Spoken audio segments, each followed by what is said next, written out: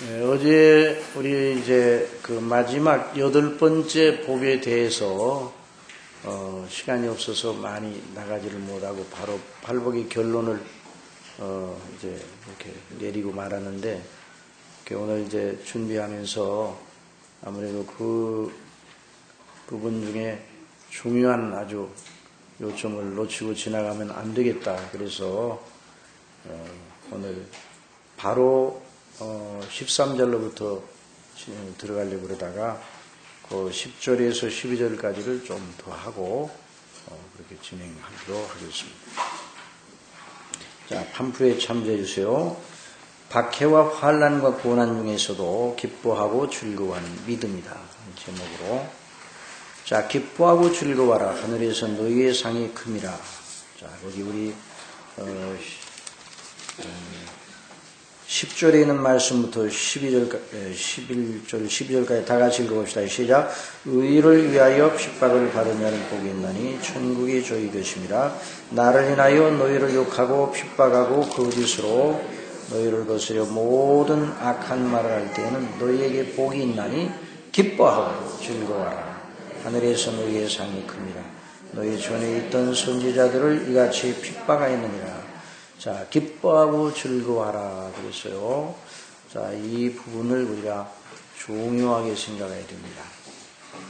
주님을 믿는 믿음의 복이 지상생애에 국한된다면 박해와 핍박과 환난과 고난을 받는다. 그것도 믿음 때문에 받는다.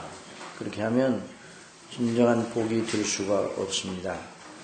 믿음의 복이 지상생애에 국한되는 것이면 믿음의 길에는 항상 우리가 볼 때 좋은 일만 일어나야 마땅하죠. 그러나 그렇지 않죠. 우리를 괴롭게 하는 일들이 많이 있고, 우리가 믿는 믿음의 사람들이라 할지라도 여전히 이 세상에 일반인들이 겪는 일반적인 고난 이외에 우리 믿음 때문에 오는 여러 가지 박해와 핍박의 고통에 들어갈 수도 있단 말이죠. 그래서 우리가 믿음의 복을 언제나 이 지상생애에다가 국한시켜서 말하는 건 복음을 왜곡하는 그런 결과를 가져옵니다. 그래서 이제 20세기에 들어와서 많은 이제 교회사 속에서 늘 그랬지만 20세기 들어와서 은사주의, 또 번영신앙 이런 것들이 전부 다 복음의 영광을 훼손시키면서 사람들에게 굉장한 것을 약속을 했어요. 그러면 예수님의 십자가의 고난과 또 그리스도 안에서 받는 여러 가지 그 외형적인 박해나 이런 것을 어떻게 대처합니까? 안 되죠. 그래서 은사주의, 성령께서 은사를 주시기는 하는데 그걸 은사주의로 나가면 안 되는 거예요. 그리고 하나님께서 어떤 때는 번영도 주시고 형통한 길을 주시는데 그 형통과 번영이 단순한 외형적 형통과 번영이 아니란 말이죠. 그걸 강조를 하게 되면 예수님의 십자가의 대속의 피의 복음은 아주 먼 이야기처럼 들리는 거예요. 사람들은 원래 죄성이 우리 속에 있기 때문에 오직 예수 그리스도를 믿음으로 말미암아 구원받아 하나님의 자녀가 되고 영원한 하나님 나라의 영광에 대해서 집중해도 모자랄 판인데, 거기다가 다른 걸 섞어가지고 하게 되면 예수님의 십자가는 바라보지 않습니다. 오늘날 이 많은 그리스도인들이 예수님의 십자가를 지루하게 여기는 것은 바로 그 때문이에요. 그래서 여기서 벗어나야 되는 겁니다. 우리 고린도전서 2장 2절에서 사도 바울은 내가 너희 가운데 있을 때에 그리스도와 예수 그리스도와 그의 십자가에 못 박히신 것 외에는 알지 않기로 작정하였다. 그런 말씀을 했거든요. 그래서 그걸 집중적으로 우리가 살아요. 우리가 예수님 믿고 구원받아 하나님의 자녀가 된 것은 이 지상생에 속한 거기에 그 중점이 있는 것이 아니라 영원한 것이 영원한 하나님과의 관계에 있습니다. 영원한 것은 매우 현실감이 없어 보이나 가장 현실적인 것이라고 지난번에 말씀드렸죠. 다른 것은 잠시 있다가 없어지나 영원한 것은 항상 우리에게 있는 것이에요. 그리고 항상 우리와 연관이 되고 영향을 미치는 것입니다. 그래서 사도 바울은 거기 고린도후서 4장 18절 다 같이 봅시다. 시작. 우리의 돌아보는 것은 보이는 것이 아니요 보이지 않는 것이니 보이는 것은 잠깐이요 보이지 않는 것은 영원합니다. 그런 말씀을 했어요. 그런 의미에서 우리 주님께서 믿음으로 인하여 사람들이 너희를 욕하고 박해하고 괴롭게 하면 도리어 기뻐하고 즐거워하라. 하늘에서 너희의 상이 큼이라. 어디에서 너희 상이 크다고요? 하늘에서 받는 상은 영원합니다. 그래서 하늘에서 받는 멸류관 중에 시들지 아니하는 멸류관이라는 말이 있어요. 시들지 않느냐는 거예요. 자, 멸류관 있죠? 자, 한번 따라하세요. 의의 멸류관, 생명의 멸류관, 그 다음에 시들지 아니하는 명관. 영광이 시들지 않아요. 이 세상에 있는 영광은 다 시듭니다. 아무리 많은 사람들 앞에서 저 사람 정말 복된 사람이야, 참 부러운 사람이야, 저런 영예를 얻다니 이렇게 생각할 만한 그런 좋은 그런 영예를 얻는다 할지라도 시간이 지나가면서 퇴색하고 시들어 버리는 것이에요. 어느 것도 쇠하고 썩고 더럽고 이것이 지상에 있는 모든 것들의 특성이에요. 그런데 하늘에 있는 상이라는 이 말은 너무 크고 영화로운 것입니다. 그래서 사도 바울은 언제나 거기에 비춰서 환난을 가벼운 것으로 생각해서 환난에 경한 것이 한번 따라해서 환난에 경한 것이 영원한 영광에 중한 것을 이루게 함이니 영원한 영광은 너무너무 크고 영화롭단 말이에요. 환난에 그래서 그 사도 바울이 겪었던 그 환난이 큽니까 작습니까? 큽니다. 사도 바울이 겪었던 환난이 너무너무 커요. 그런데 어떻게 그렇게 말할 수 있는가? 사도 바울이 겪었던 환난이 그렇게 작지 않은데 어떻게 그렇게 말할 수 있는가? 언제나 하늘의 영광, 하나님의 영광을 바라보니까 그런 거예요. 그걸 바라보지 아니하고 이 세상에 있는 것만 바라보면 안 되는 것이에요. 그래서 우리 그리스도 예수님을 믿고 복을 받는다는 그 복을 항상 하나님과의 관계의 복, 구원의 영광에다가 초점을 맞춰야 됩니다. 다른 것을 벗어나는 순간 여러 가지 오해를 하고 그래서 어려운 일이 오면 하나님이 나를 사랑하시는데 왜 이렇게 어려운 일이 오지? 왜 어려운 일 가운데 빨리 건져주지 않으시지? 그리고 하나님께서 나를 미워하는 것처럼 인식을 한단 말이죠. 그래서 성경을 우리가 보면 그렇지 않습니다. 우리 하나님을 믿는 사람들에게도 어려운 일이 있을 수가 있어. 환난을 겪을 수가 있어요. 그러나 그것이 그 사람을 망가뜨리고 부서뜨리지 아니하고 영원히 복되게 하는 쪽으로 작용한단 말이죠. 그래서 자 따라서 모든 것을 자 하나님의 뜻대로 부르심을 입은 자들에게는 뭐예요? 모든 것이 합력하여 그래서 하나님을 사랑하는 자 곧 그 뜻대로 부르심을 입은 자들 모든 것이 합력하여 선을 이루는데 그 선이 어떤 의미의 선인가? 우리가 좋아하는 입장에서 선이 아니라 하나님께서 영원전에 세우신 목적과 예정하신 그 영광스러운 그 선을 말하는 거예요. 그래서 우리를 향하신 하나님의 영원한 그 계획이 이루어 나가는 쪽으로 모든 것을 섭리하여 통치하신단 말이에요. 그래서 우리 사도 바울이 환난에 경한 것이라고 그랬는데, 자, 우리 고린도후서 12장에 있는 말씀 보세요. 고린도후서 12장, 거기 있는 말씀 봅시다. 참, 얼마나, 많은, 자, 이 고린도후서 12장에 보면, 사도 바울이 신실한 하나님의 사람이잖아요. 그러니까, 그 사람에게 얼마나 좋은 일이 많이 있어야 돼요. 그런데 그 사람에게 어떤 일이 있었어요? 자, 거기 보세요. 7절에 있는 말씀 보세요. 7절 시작. 고린도후서 12장 7절 시작.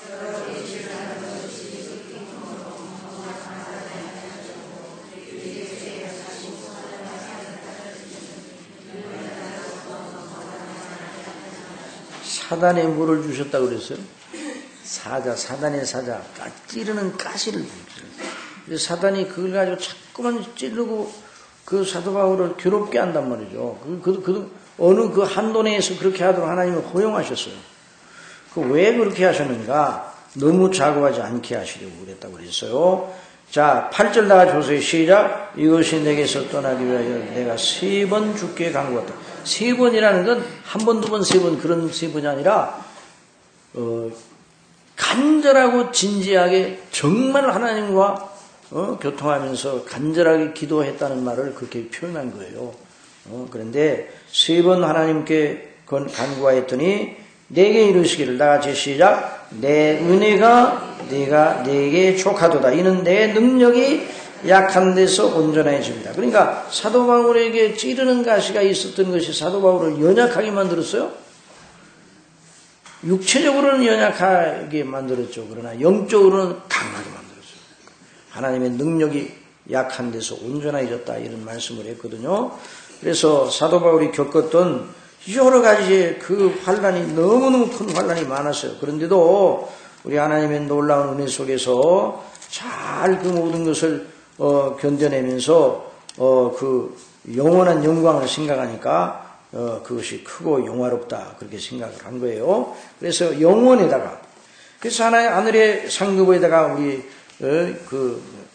시선을 둬야 됩니다. 우리의 믿음의 복이 영원한 것이 그로 인하여 지상생애 속에 찾아오는 여러 환난과 고난과 박해로 인하여 잠깐 근심하게 되지 않을 수 없어도 참고 인내하는 것입니다. 거기 베드로전서 1장 6절 7절 시작. 그러므로 너희가 이제 여러 가지 시험을 인하여 잠깐 근심하게 되지 않을 수 없었으나 오히려 크게 기뻐하도다. 너희 믿음의 시련이 불로 연단하여도 없어질 금보다 더 귀하여 예수 그리스도에 나타나실 때에 칭찬과 영광과 존귀를 얻게 하려 함이라. 그래서요, 사도들은 그 이름을 위하여 능욕받는 일에 합당한 자로 여기심을 기뻐하면서 공의앞을 떠납니다. 그러니까 이 믿음이 바로 그리스도 예수님께서 오실 때에 칭찬과 영광과 존귀를 얻게 하는, 그리고 영혼의 구원을 얻게 하는 것이란 말이에요. 그러니까 이 믿음, 우리 주님을 믿는 믿음이 얼마나 영화로우냐 말이에요. 그렇다고 고난이나 환난 자체를 좋아하라는 말은 아닙니다. 고난이나 환난 자체를 좋아할 사람이 누가 있겠어요? 다 싫어하죠. 그러나 그런 가운데서 믿음의 복과 그 환난과 고난으로 인하여 주어질 하늘의 위로와 상급을 인하여 기뻐하고 그랬습니다. 뭐하고요? 기뻐하고, 그래서 기뻐하고. 이 기뻐한다는 이 정서는 대단한 정서예요. 기뻐한다. 자, 우리가 좋은 일 있을 때 기뻐하죠. 그런데 좋고 가치 있는 일을 만났을 때 기뻐하는 거 아니에요? 그런데 이 기쁨은 세상에서 주는 기쁨과 다르다. 우리 예수님께서 내가 주는 평안은 세상에 주는 것과 다르다고 했어요. 이 기쁨은 세상에 주는 것과 다른 거예요. 이 기쁨은 정말 하나님 앞에 아름다운 기쁨이죠. 이 기쁨은 가치 있는 기쁨이에요. 자신의 믿음의 참됨을 반증하는 기회가 되었으니 기뻐하라는 것이에요. 여러분, 저와 여러분의 믿음이 정말 바른 믿음이라면 축하받을 일입니다. 여러분, 최고로 축하받을 일이에요. 그 사람의 믿음이 구원받을 만한 믿음이다. 최고로 축하해야죠. 그래서 오늘 우리 부른 찬송, 하나님의 은혜로 이 쓸데없는 자 왜 구속하여 주는지 난 알 수 없도다. 나 같은 사람을 어떻게 하나님께서 이렇게 사랑하셔서 나로 하여금 예수님을 믿고 구원받게 하셨는가. 너무너무 영화롭단 말이에요. 이 생각하면 여기서 오는 하나님의 그 영광과 그 은혜와 사랑을 생각하면서 나오는 기쁨은 이 세상의 어떠한 기쁨보다도 아름다운 기쁨이고, 그 기쁨이 모든 걸 극복할 수가 있습니다. 사람의 마음속에 기쁨이 있으면 극복하는 거예요. 그 마음속에 기쁨이 있으면. 그래서 기뻐한다는 말이 성경에는 많이 나옵니다. 이 기뻐한다는 말은 천박한 기쁨이 아니라 가장 은밀한 기쁨이에요. 그래서 이 기쁨을 예수 그리스도를 믿는 사람들이 이 세상에 살다가 하나님 나라 갈 때 이 기쁨이 성령님으로 말미암아 그 영혼 속에서 솟아날 줄 믿으시기 바랍니다. 이 기쁨이 솟아나고, 이 기쁨이 하늘의 영광을 바라보고, 이제 하나님께 부르심을 받을 때 하나님의 영광을 바라보는 눈을 더 총명을 크게 열어주실 거예요. 그러면 그 죽음이 고통스럽잖아요. 죽는 사람 치고 고통 안스러운 사람이 있겠어요. 그런데 그 고통 너머에 기다리는 영원한 그 영광의 기쁨, 그걸 바라보면서 기쁜 마음이 솟아난단 말이에요. 성령님으로 말미암아. 그래서 참된 믿음처럼 영화로운 그런 그 일이 없어요. 그래서 저나 여러분이 참된 믿음을 가졌다, 구원받을 만한 믿음을 가졌다, 예수님을 정말 구주로 믿고 있다, 가장 크고 영화로운 일인 것입니다. 그래서 참믿음이 아니면 어려움이 오면 금방 세상과 타협해요. 그래서 참믿음이 아니면 박해받을 일이 없어요. 박해가 일어나면 나 안 믿겠다, 나 안 믿겠다 이래버리는데 박해가 오겠어요? 나는 안 믿어, 나는 안 믿어 이렇게 되면 이래버릴 거 아니에요. 박해가 오면. 그러나 참믿으면 박해가 오더라도 그 믿음을 버리라는 그런 박해는 믿음을 버리라는 그런 이 사단의 그 악독이 그 속에 숨어있는 거거든요. 믿음을 버리라. 그래야면 살려주겠다. 이런 거 아니에요? 믿음을 버리라. 그러면 내가, 너희를 압박하는 걸 거두겠다. 이런 말 아니에요? 위협적인 것이죠. 그런데 절대로 그럴 수가 없어요. 우리는 이 믿음을 죽어도 버릴 수가 없습니다. 죽어도 이 믿음과 뭐를 바꾸겠어요? 그래서 이런 자세를 가지고 있어야 된단 말이죠. 그래서 하나님의 자녀 그 나라의 백성이 되어 그 안에 성령님을 모시고 있는 자는 박해와 이 고난 앞에서 믿음을 버리지 않고 인내하는 겁니다. 그런데 자 이제 여기 오늘 중요한 거예요. 그 인내는 스토아 철학자들이 말하는 체념과는 다릅니다. 스토아 철학자들이 스토아 학파가 있어요. 저 사도행전에 몇 장에 10장에 가면 스토아 학파, 에비구로온 학파, 에피큐러스 학파. 이 스토아 학파는 인생의 여러 가지 고난을 체념하는 것이 덕이다 그랬어요. 체념하는. 또 에피큐러스 학파는 쾌락이 행복, 인생의 즐거움, 그 쾌락과 즐거움이 없으면 무슨 인생이 재미가 없지 않냐, 무슨 의미가 있느냐, 이렇게 생각을 했어요. 그런데 이 스토아 학파는 여러 가지 어려운 괴로운 인생을 참아내는, 그걸, 인생의 하나의 그 해법으로 제시를 했어요. 그런데 그 참아내는 게 어떻게 참아내는가? 체념하는 게 체념. 마지못해 참아내는 거예요. 마지못해 참아내는 거예요. 그러나 이 성경에서 말하는 인내는 그런 인내는 아니에요. 그런 인내라면 그거 안 된다. 물론 그 참아내는 게 쉽지는 않죠. 그렇기 때문에 인내한다는 게 상당히 괴로운 일인 것만 틀림없지만은 어떤 경우에도 피하고 싶지만 그럼에도 외적인 괴로움이 있어도 그 내면 심령 속에 있는 그 성령님의 역사로 말미암아 구원의 기쁨과 즐거움이 있기 때문에 그걸 이겨나가는 거예요. 하나님의 은혜와 사랑의 샘에서 나오는 기쁨이요. 하나님의 사랑과 은혜를 생각합니다. 그러니까 여러분, 자, 여러 번 우리 교회에서 이제 강조를 했는데, 우리 인생에 현안들이 있어요, 없어요? 현안. 있지요? 있죠? 인생의 숙제가 있어요, 없어요? 있어요. 여러 가지 해결해야 될 문제들이 있어요. 항상 우리가 살아가면서, 아이고, 이제 나는 넉넉하니까 됐다. 아이고, 이제 발 뻗고 자격됐다. 아이고, 이제 참 이렇게 아주 그냥, 훤한 길이 열렸네. 이런 때가 많습니까? 항상 좁고 협착합니까? 좁고 협착하고, 아이고, 내일은 어떻게 할 거야 하는 이런 굉장히 막막한 그런 앞이 가라막혀 있는 것 같은 이런 여러 가지의 그 기로 속에 자주 서는 거예요. 이게 현안, 이런 것이 우리를 압박을 해가지고, 우리의 생각을, 짜부러뜨리고, 우리의 생각을 땅을 바라보게 하고, 또 한숨 짓게 하고, 우울하게 하고, 불행하게 하고, 불행감을 가지게 하고, 그래서 많은 사람들이 그것을 이기지 못해가지고, 불행감 때문에 그걸 이기지 못해서, 인생을 정돈해두겠다, 정리해두겠다. 그래서 불행이 없는 것으로, 이런 모든 그 어려움을 전혀 느끼지 못하는 것으로, 가야 되겠다는 그런 결단을 내리는데, 그 결단은 진짜 어리석은 결단입니다. 아시겠습니까? 왜냐하면, 이 세상 몸을 떠나면 어디로 가요? 그 영혼이. 한강으로 가요? 예? 어디로 가요? 저 산에 가요? 영혼이 또 돌아다녀요? 천만에요. 사람이 한 번 죽는 것은 정한 것이요. 반드시 어디로 가요? 심판이 있다고 해서 하나님의 심판대 앞으로 가는 거예요. 영혼의 행로가 마음대로 우리 마음대로 드는 게 아니에요. 그러니까 사람들을 다 속이는 거예요. 이 사단이 사람들을 속여가지고, 이 세상에 있는 고통이 없는 것에 가. 그러면 모든 게 다 끝나는 게 아니에요. 사람은 한 번 사람이 언제까지 사람입니까? 영원까지 사람이에요. 아브라함은 언제부터? 태어날 때부터. 지금도 아브라함이에요. 아브라함 어디 있어요? 아브라함이 어디 있냐고요?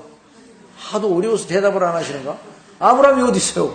하늘에 있죠, 하늘에. 그렇죠. 하늘에 있는 거예요. 엘리야는 어디 있어요? 엘리야? 모세도 하늘에 있어요. 에녹은 어디 있어요? 하늘에 있어요. 가룟 유다는 어디 있어요? 여기 있으면 멸망의 자식이라고 했어요. 그런데 멸망의 자식인데 가룟 유다가 그 지옥에 가서, 거기서, 한 1000년, 2000년, 3000년, 몇천 년 살다가 없어져 버리면 과거가 기억이 안 나게 아무것도 없어져. 무로 돌아가. 그런 모르는데 절대로 그렇게 되잖아요. 그러니까 사람이 한번 존재하게 되면 그 사람은 절대로 소멸되지 않습니다.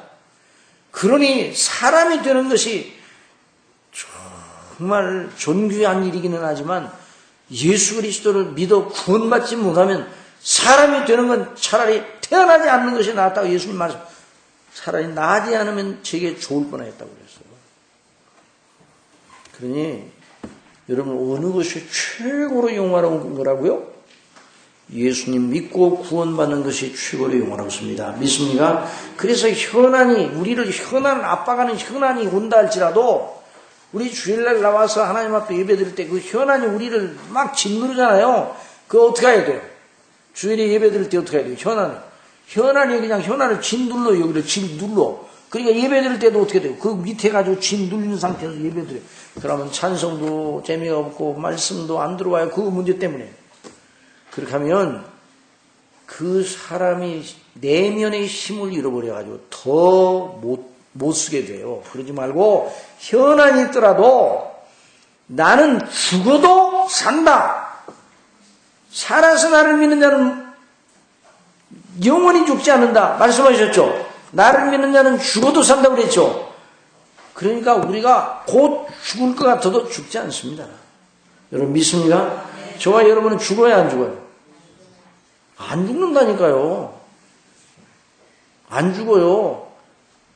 곧 죽어도. 그런데 사람들은 그냥 또 저나 여러분이랑 그냥 어려우면 아이고 죽겠네.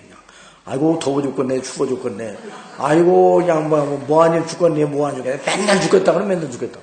응? 그러니까 그 의식이 그냥 그게 사망이 왕노릇하는 거예요. 그런데 우리 주 예수님 안에 있는 사람에는 사망이 왕노릇하지 못합니다. 여러분 믿습니까? 그러니까 곧 죽을 것 같아도 안 죽어요. 안 죽게 하시는 거예요. 때가 돼야 죽는 거예요. 또 이 인간이 우리 몸 몇 번 죽어요? 우리 몸이 몇 번 죽냐고요? 딱 한 번 죽어요. 언제 죽어요? 그것도 모르세요? 언제 죽는지 모르세요? 언제 죽는가? 하나님이 각 사람에게 정해놓은 때에 죽는 거예요. 확실히 그걸 알고 계셔야 아시겠어요? 몇 번 죽는다고요? 한 번 죽어요. 그때가 되기 전에 절대로 안 돼요. 리빙스턴이, 저 아프리카 선교사가 리빙스턴이 사자를 만나가지고, 굉장히 위험을 당할 때도 있었나. 그러나 나중에, 리빙스턴이 사명이 끝나지 않으면 절대로 나는 죽는다. 하나님께서 내게 주신 이 땅에 있는 동안에, 하나님께서 맡기신 그 거룩한 사명을 끝내기 전에는 절대로 죽지 않는 거예요. 세례요한이 죽었어요, 안 죽었어요? 세례요한. 영적으로는 안 죽고 육체로는 죽었죠. 세례요한이 언제 죽었어요?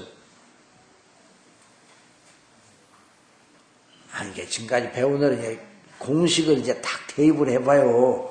세례요한이 언제 죽었느냐고요? 더 멋진 말로 대답해봐요. 아까 말씀드렸잖아요. 사람이 언제 죽는다고 그랬어요?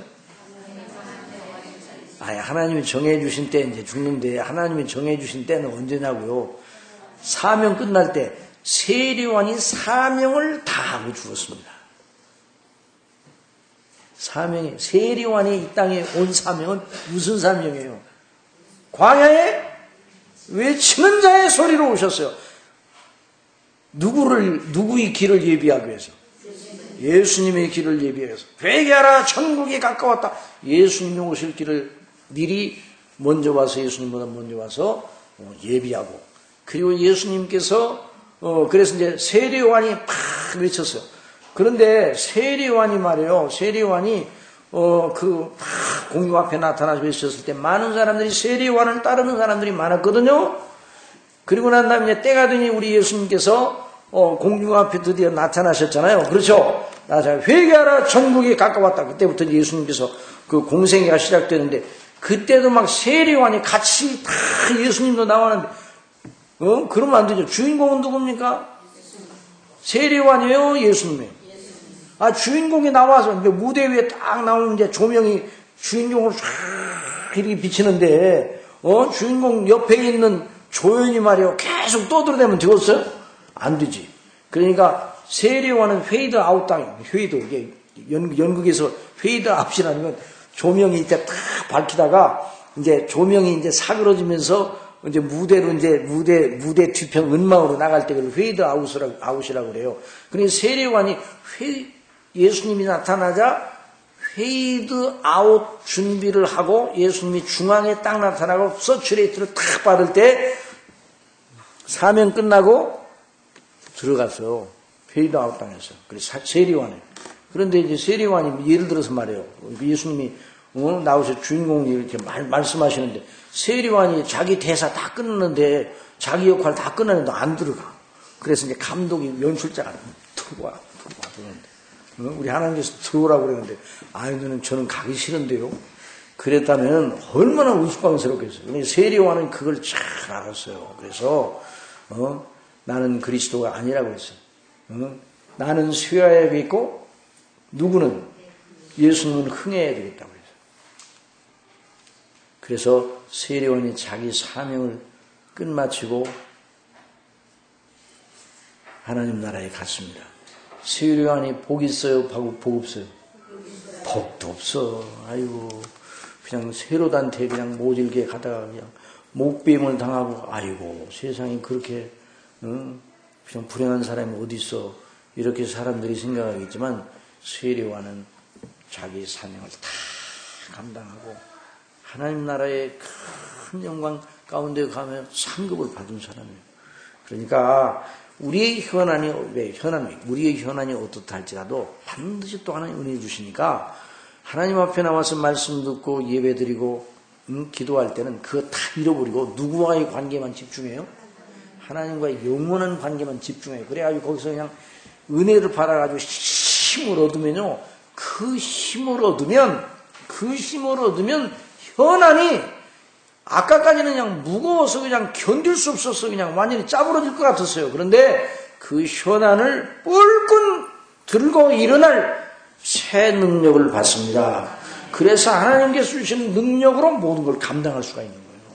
그러가면 그 현안이 이전에는 커 보였는데 작게 보여요. 그래서 이런 말씀 드렸잖아요. 야곱의 문제는 뭐예요? 야곱에게 제일 큰 아킬레스가 뭐예요? 응? 누구의 누구? 형 에서. 그냥 예수만 생각하면 야곱이 그냥 퉁퉁퉁 예수만 생각하면 그냥 예수만 생각하면 난쟁이 돼버려요. 거기 창세기 읽어보면 난쟁이 예수 앞에서.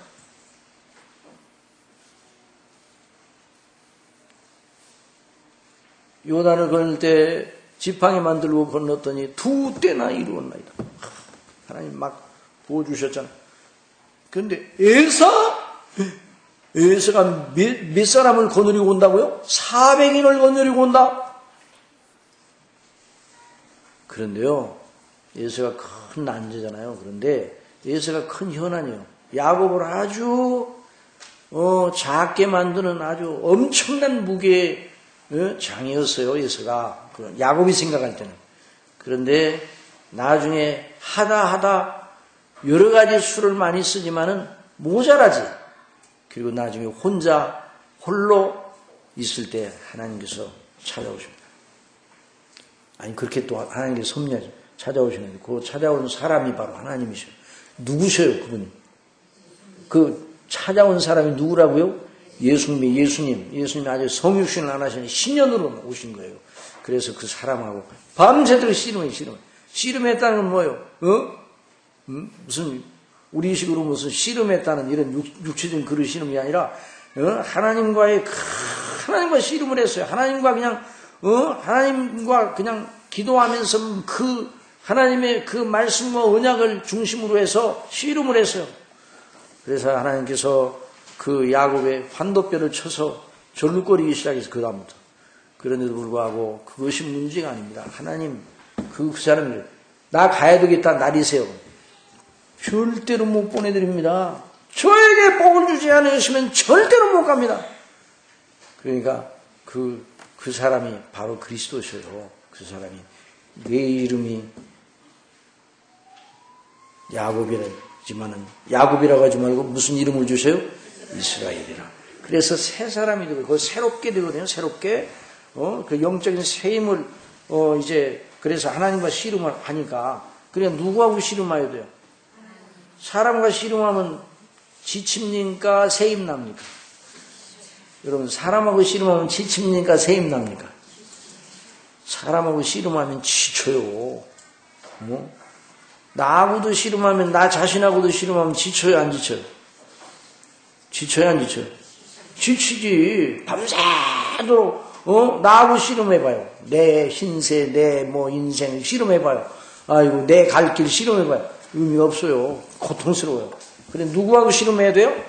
창조주 하나님과 우리 주 예수 그리스도와 그분과 씨름하는 나쁜 의미의 씨름이 아니라 영적인 교통을 통해서 씨름을 하는 새 힘을 얻어가지고 하나님의 큰 영광을 바라보고 거기서 힘을 얻게 돼요. 그래서 야곱이 그러고 난 다음에 에서를 만나잖아요. 야곱이 자이언트가 됐어. 영적인.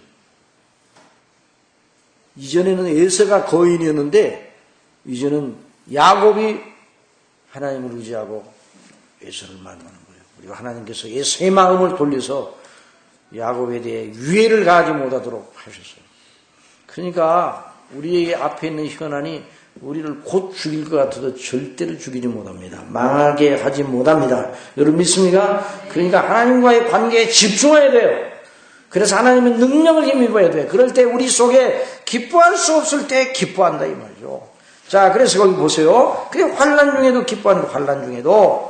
자, 로마서에 있는 말씀 다 같이 가면서 보자. 그러니까 이 스토아 철학자들이 말하는 체념이 아닙니다. 성경이 말하는 믿음의 인내는 그런 식의 인내는 머물지 않습니다. 물론 사람이 연약하니 괴로움을 견디는 건 어떤 경우 쉽지 않고 피하고 싶습니다. 그럼에도 외적인 괴로움이 있어 그 심령속 역사하시는 성령님으로 말미암아 그리스도 안에 있는 하나님의 사랑과 은혜의 셈에서 나오는 기쁨이 있습니다. 그래서 사도 바울은 옥중에서 몸은 괴롭기 한량 없어도 마음속에서는 기쁨이 넘치었습니다. 자, 빌립보서 3장 1절 시작. 정말로 나의 형제들아 주 안에서 기뻐하라. 너에게 같은 말을 쓰는 것이 내게는 수고로움이 없고 너에게는 안전하니라. 그러므로 자 거기 로마서 5장 1절로 8절 시작. 그러므로 우리가 믿음으로 의롭다 하심을 얻었은즉 우리 주 예수 그리스도로 말미암아 하나님으로 더불어 화평을 누리자. 또한 그로 말미암아 우리가 믿음으로 서 있는 이 은혜에 들어감을 얻었으며 하나님의 영광을 바라고 즐거워하느니라. 자, 다만 이뿐 아니라 우리가 환난 중에도 어떻게 해요? 환난 중에요. 하나님의 영광을 바라고 즐거워하는 우리 그리스도 안에 있는 사람들은 의롭다 하심을 받아서 그리스도로 말미암아 하나님과 더불어 화평을 누리고요. 또 그로 말미암아 서있는 은혜의 나라에 들어감을 얻어서 은혜의 나라? 무슨 나라에? 은혜의 나라. 그러니까 우리가 믿음으로 사는 믿는 사람들은 어떤 경우에도 은혜의 나라 속에서 있기 때문에 어려움도 은혜의 나라 속에서 주어지는 어려움이에요. 하나님의 영광을 바라고, 그러니까 영광의 소망, 하나님의 영광의 소망을 이제 가지게 되었습니다. 모든 사람이 죄를 범하였으며 하나님의 영광에 이르지 못하였다. 그렇게 말했지만, 이제는 의롭다 하심을 받아 하나님의 영광을 바라고 즐거워하게 되었느니라. 다만 이뿐 아니라, 환난 중에도 즐거워하나니. 어느 중에 즐거워해요? 환난을 즐거워한다는 말은 아니에요. 그런데 환난 중에도 즐거워하니. 왜 그래요? 환난은, 인내는, 그 다음에 인내는 연단을, 그 다음에 연단은 소망을 이루는 줄 압니다. 자, 다 같이 또 읽어봅시다. 시작. 소망이 부끄럽고 아니하면 우리에게 주신 성령으로 말미암아 하나님의 사랑이 우리의 마음에 부은바 되매니 하나님의 사랑이 어떻게 했다고요? 여기 부은바 된다는 말은 그냥 조금 이렇게 부슬부슬 내리는 그 비와 같은 게 아니라 좀 들어붙는 거예요. 여러분 비가 많이 내리면 어떻게 말해요? 들어부으시니 하늘이 열리고 들어부어. 그냥 넘치도록 부어주면 넘치도록 흘러 넘치도록. 그러니까 하나님의 사랑이 성령님으로 말미암아 하나님의 사랑이 흘러 넘치게 부어지는데 그 하나님의 사랑의 정체는 뭐예요? 그 정체는 뭐예요? 그 정체가 예수 그리스도를 통해서 우리를 구속하신 정체예요. 그 내용이에요. 자, 하나님의 사랑이 우리 마음에 부은받으면 우리가 아직 연약할 때 기약대로 그리스도께서 경건치 않은 자를 위하여 죽으셨도다. 의인을 위하여 죽는 자가 쉽지 않고 선인을 위하여 용감히 죽는 자가 혹이 있거니와. 다 같이 시작. 우리가 아직 죄인되었을 때에 그리스도께서 우리를 위하여 죽으심으로 하나님께서 우리에게 대한 자기의 사랑을 확증하셨느니라. 그러니까 이 사랑에 겨워야 믿음 생활을 제대로 하는 거예요. 한번 따라해서 그리스도의 사랑이 나를 강권하는도다. 그리스도의 사랑이 나를 강권하는도다. 그래야 믿음 생활을 바르게 하는 거예요. 하나님이 나를 사랑하신다는데요. 그 사랑이 내 심령, 내 의식 속에 차고 넘치는데요. 놀라운 일이에요. 하나님이 나를 사랑하시다니. 하나님께서 저와 여러분을 어떻게 사랑하시는 거 아니? 세상에 저밖에 없는 줄 알고 사랑하십니다. 여러분 믿습니까? 하나님이 저를 사랑하시는데 저를 얼마나 사랑하시는 거 아니? 세상에 저밖에 없는 줄 알고 사랑하셔요. 너무 지나치죠? 그렇게 생각하기 지나치죠? 안 지나쳐요. 지나쳐요. 대답을 하래. 아니 저를 사랑하시는데 저를 어떻게 사랑하시는 거 아니? 세상에 저밖에 없는 것처럼 사랑하신다니까요. 아무도 없어. 저만 있어. 그리고 예수님이 오셔서 십자가에 못 박혀 죽으셨잖아요. 저만을 위해서 십자가에 못 박혀 죽으신 것처럼 죽으셨어요. 그러면 아이고 어떻게 목사님 혼자만 그렇게 구원받았는가, 혼자만 그렇게 사랑한다고 그러지? 이렇게 생각하지 마시고 여러분 각자에게 적용하시란 말이에요. 아시겠어요? 여러분 해를 몇 명이 해를 쬐야 더 따뜻하고 덜 따뜻합니다. 10명 쬐는 게 더 따뜻해요? 1000명 쬐는 게 더 따뜻해요?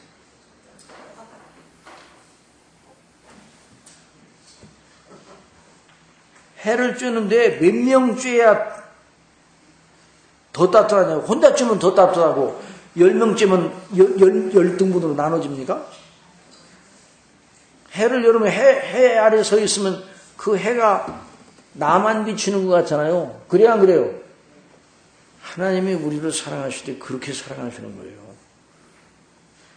무슨 말씀인지 잘 이해가 안 가요? 가죠? 하도 많이 들어서. 근데 이런 말씀은 자주 들어야 돼. 그냥 자주 들어야 돼. 그러니까 우리를 하나님 그렇게 사랑하시는 거예요. 그러니까 그 사랑이 우리 속에 그걸 믿으시란 말이에요. 여러분 믿으시기 바랍니다. 아니 그런데 목사님 느껴져야지요. 느껴져야 믿죠. 그러지 말고 믿으세요. 믿으셔야 성령께서 역사하시는 거예요. 물론 그 믿음도 성령께 주시는 거지만 이미 우리에게 성령께 주셨으니까 믿음을 주셨으니까 그 믿음을 행사를 해야 되죠. 행사를 하시기 바랍니다. 여러분 믿습니까? 그러니까 이런 사랑을 우리 속에 성령께서 물부터 부어주세요. 이 사랑의 의식이 우리 속에 넘치면 우리에게 있는 여러 가지 외적인 그 현안 문제가 우리를 눌러댄다 할지라도 일어나는 거예요. 그러니까 그 현안 내버려둬요. 그 현안을 밤새도록 고민한다고 그래가지고 그 현안이 없어져요? 그대로 있어요. 그대로 있죠. 그럼 밤새도록 고민해가지고 그 현안은 그대로 있고 자기는 밤새도록 고민해서 잠도 못 자고 쇠약해지고 그러면 나중에 더 쇠약해져요. 그럼 그 현안이 더 눌러요. 그러지 말고 그 현안은 그대로 두고 하나님은 나와의 관계에 집중하시기 바랍니다. 그래서 그리스도 안에 있는 그 구속의 은혜와 그 사랑으로 감사하시기 바랍니다. 다른 모든 건 가변적인 거예요. 가변적인 거. 다 변화가 무쌍해. 변화무쌍해. 좋았다가 말았다가 어떤 태풍도 불고요. 그런단 말이에요. 미국에는요 또 미국 좋아요 안 좋아요? 미국이 좋아요 안 좋아요? 몰라요. 인터넷에 미국에 있는 분들이 들으면 좀 어떻게 생각할지 몰라요. 미국이 좋아 안 좋아요? 아, 왜 안 좋아요? 좋지.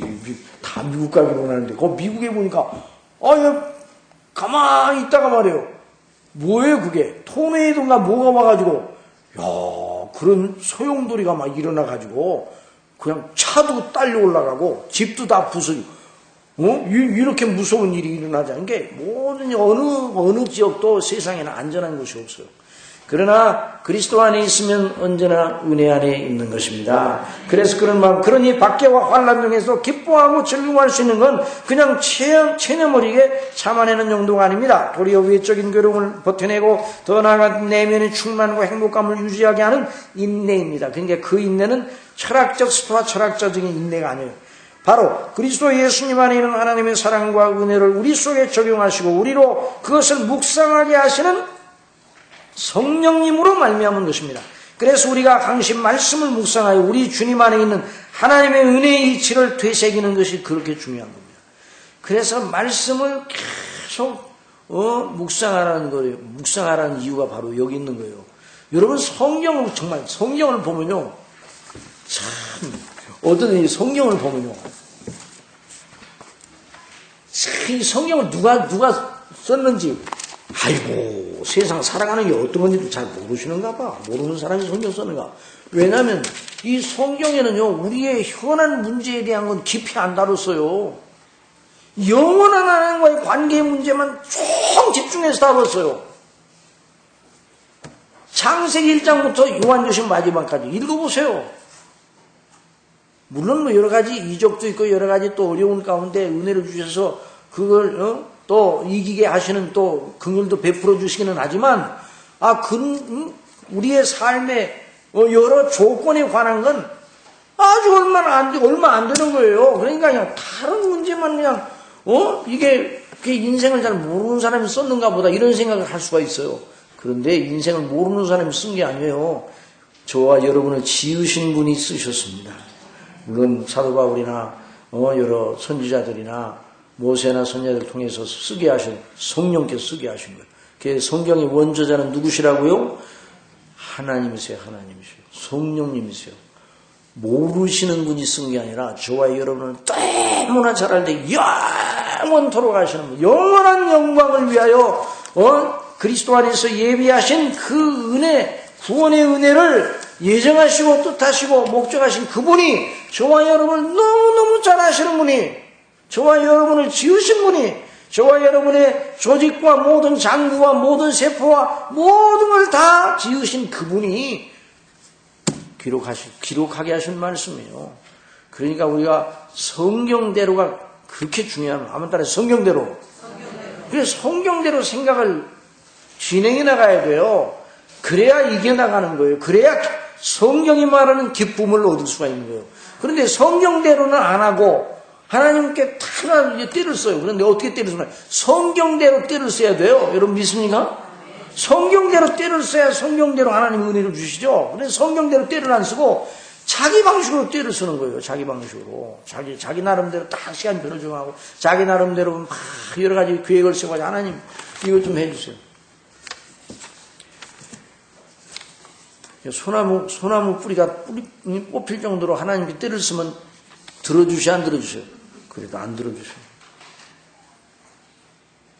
성경대로 떼를 써야 돼요. 여러분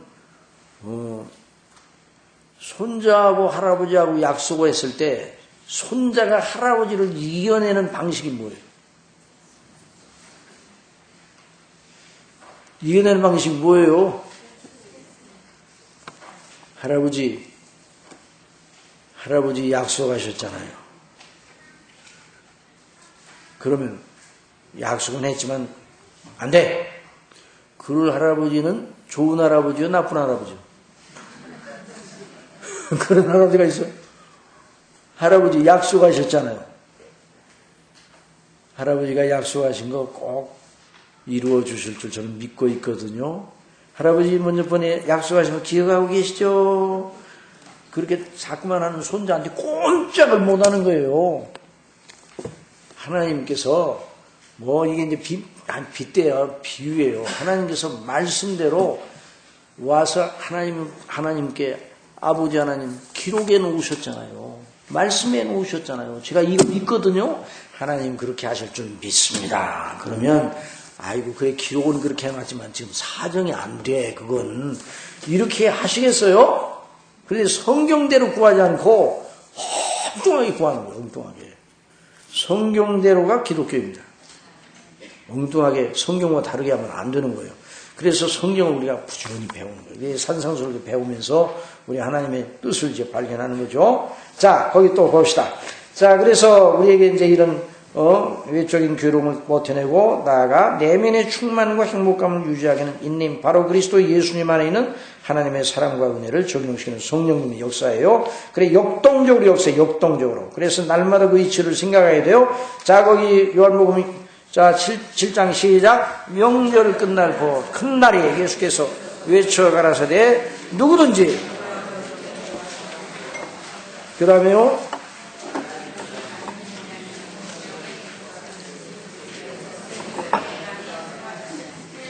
그 배에서 무슨 강수가 흘러나요?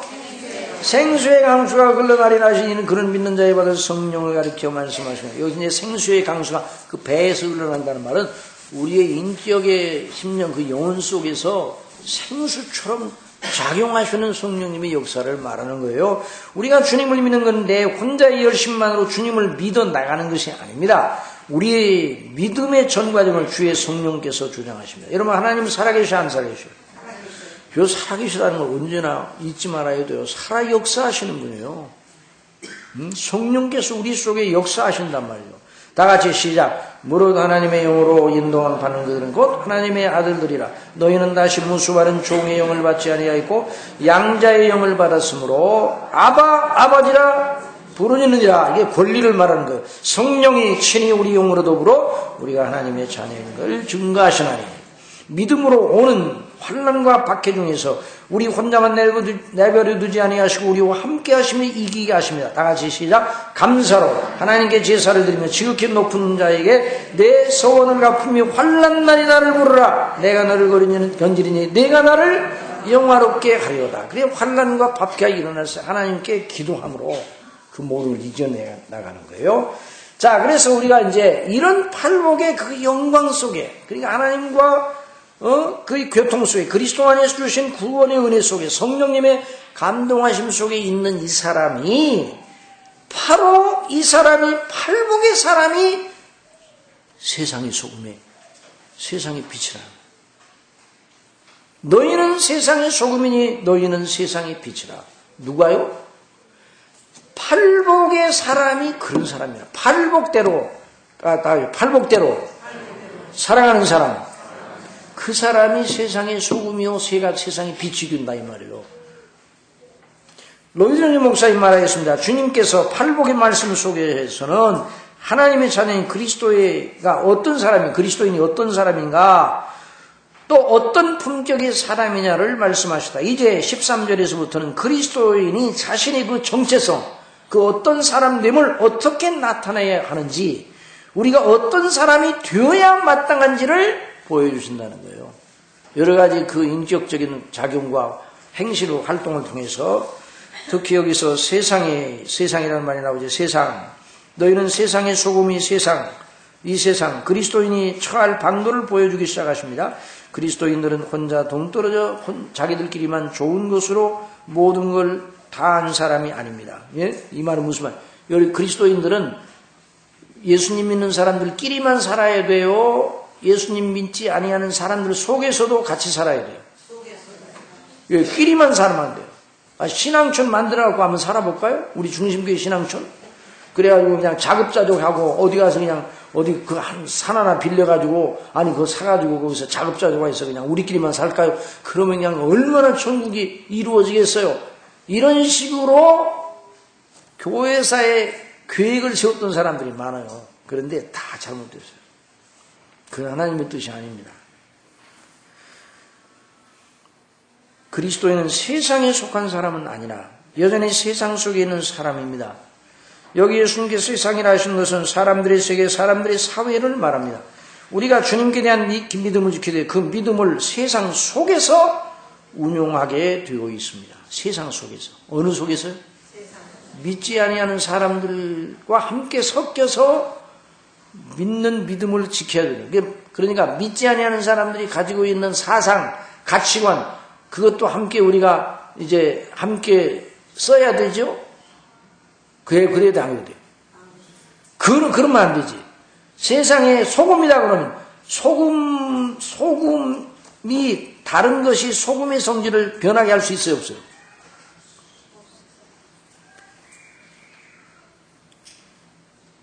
생선에다가 소금을 넣으면 소금이 생선에게 영향을 줍니까? 생선에 부패한 것이 소금에 영향을 줍니까? 소금이 변질돼요? 소금이 변화시키지.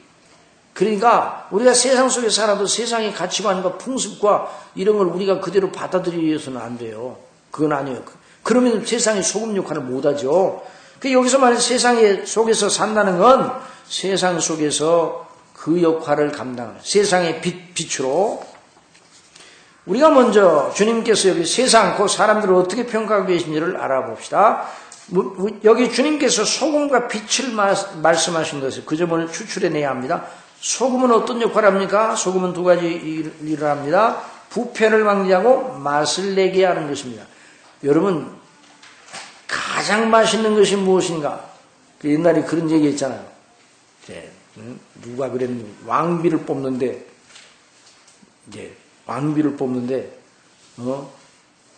여러 아리따운, 처자들이 다 이제 불려왔어요. 그래가지고.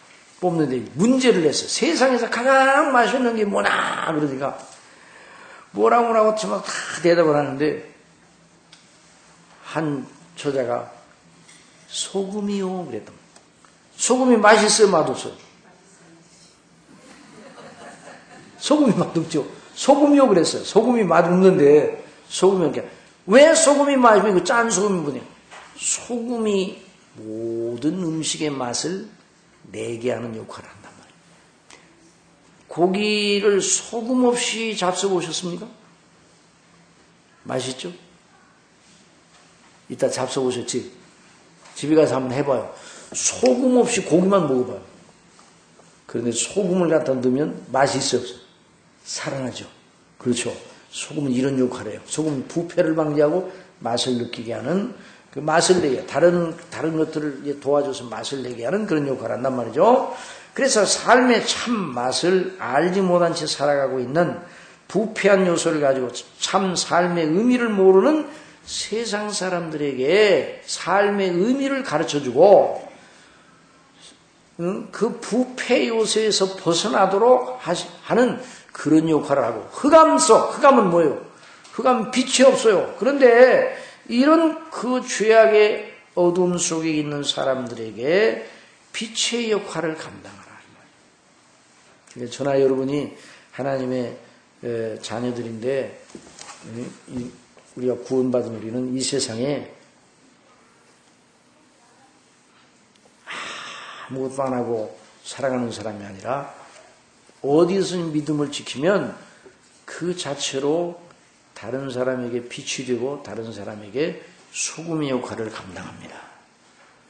자, 그래서 교회사에서 보면 세상의 성격을 알고, 자, 그런 이제 이 문제를 다루는데요. 성격을 알고 극단적인 태도를 보인 자들이 있어요. 수도원 제도를 주장하며 세상과 절연된 상태에서 자기들만의 거룩한 집단을 이루며 자급자족하며 살던 이들이 있었습니다. 중세의 제도적인 교회들이 부패하는 것에 반동적인 반응으로 이런 방식의 삶을 최상의 가치로 여기던 그런 자들이 있었어요. 그런 시대가 있었어요. 그러나 이는 정상적인 그리스도인의 생활이 아니죠. 성령의 교훈에 따른 것도 아닙니다. 우리 주님께서는 너희는 세상의 소금이다, 너희는 세상의 빛이라 하신 것 자체가 벌써 그런 방식을 지원하지 않습니다. 그러셨다면 너희는 나를 모르는 세상을 떠나라, 너희끼리 집단을 이루어 살라, 세상은 부패하고 어두워 너희의 살 곳이 아니다 라는 식으로 말씀하셨을 것입니다. 그러나 성경 어디에도 그렇게 가르치는 대목은 없습니다. 세상이 어떤 때에는 박해의 세력으로 변하여 우리 믿음을 방해한다 할지라도 우리는 세상을 육신의 방식으로 대처하여 대적하지는 말아야 합니다. 우리가 팔복에서 배운 말씀대로 해야 합니다. 그러자면 여전히 세상에 속한 사람들은 우리가 경계할 대상은 될지라도 미워할 대상은 아닙니다. 자, 이걸 잘 생각을 해야 돼요. 세상 믿지 아니하는 사람들을 우리가 어떤 의미에 경계해야 되는가? 그들의 사상과 가치관을 우리가 받아들여서는 안 돼요. 예.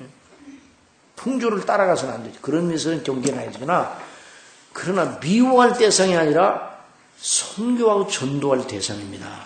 여러분, 이걸 언제나 잊지 말아야 돼요. 그래서 전도의 대상, 전도의 세상, 그래 우리가 가진 복, 구원의 복을 선전하고 그들도 우리와 같은 복락에 들어오게 하려고 인도할 대상으로 봐야 됩니다. 그러면요, 이웃에 조금 까다롭게 굴고 못되게 구는 사람이 있더라도 좀 덜 미워져. 그래, 그 사람의 영혼을 위해 기도하면 안 미워져요. 그 사람의 영혼을 위해 더 기도하면 그 사람의 영혼을 어떻게 하면 그리스도 안으로 인도할까 생각이 돼서 그러니까 그 사람도 그런 과정을 통해서 그리스도의 사랑을 느끼도 그게 그런 역할을 감당하는 거예요. 우리는 팔복으로 묘사된 복을 받은 자들이고 그 복락의 영광, 곧 그리스도 안에 있는 하나님의 구원의 은혜와 사랑을 우리 믿음의 사람들 속에서만 아니라 세상 믿지 않는 사람들 속에서도 드러내야 된다는 말입니다. 그리스도 밖에 있는 사람들, 하나님이 없다 하는 세상에 속한 자들은 일반적으로 아무리 대단한 학식과 지위와 소유를 가지고 있어도 죄의 부패의 원리에만 사로잡혀 있는 흑암 속에 있는 자들입니다. 지난번에 말씀드렸잖아요. 철학책을 150권이나 쓴 철학 교수를 40년 동안 한 분인데 그분한테 가서 물어봤어요. 인생에 의미가 있습니까? 인생에 답이 있습니까? 물어보니까 인생은 답이 없고 의미도 없다. 인생에 의미가 없다. 인생에 답이 없는 게 인생이요. 그러니까 흑암 속에 있는 거예요. 철학을 아무리 연구해 흑암 속에 있는 거예요. 빛 대신 예수 그리스도를 영접해야 빛 가운데 있는 겁니다. 따라서 나는 세상의 빛이라 내 안에 있는 자는 실족하지 않습니다. 그러니까 어느 누구도 막론하고 다 흑암 속에 있는 거예요. 그래 로이드 목사님이 그 책 속에 목사 설교하는 책 속에 그런 대목이 나와요. 옥스퍼드 대학교에 설교를 하러 갔습니다. 그래서 가서 설교를 했는데 그 옥스퍼드 대학에 있는 학생들, 교수들 석학들이에요. 여러 나라에서 온 수재들, 교수들이 석학이라는 이름을 그 사람들한테 설교하는 건 다르게 설교해야 되겠어요? 똑같이 설교해야 되겠어요? 그 사람들한테 설교하려면 그래도 다르게 설교해야 되지 않겠어요? 그래야 안 그래요? 농촌에 있는 사람들이 설교하는 것과 그분들에게 설교하는 것과 달라야 돼요? 같아야 돼요? 같아야 된다고요? 여러분 같으면 같이 가서 설교하겠어요? 그래서 이제 목사님 가서 이제 설교를 했어요. 노유진 목사님은 모든 자들을 다 죄인으로 보는 거예요. 그리스도 밖에 있는 사람. 모든 자들을 전도의 대상으로 보는 거예요. 그래서 다른 데서 한 고대로 가서 증거를 해요. 끝났습니다. 예배를 끝나고 나서 좌담을 하는데, 담소를 하는데,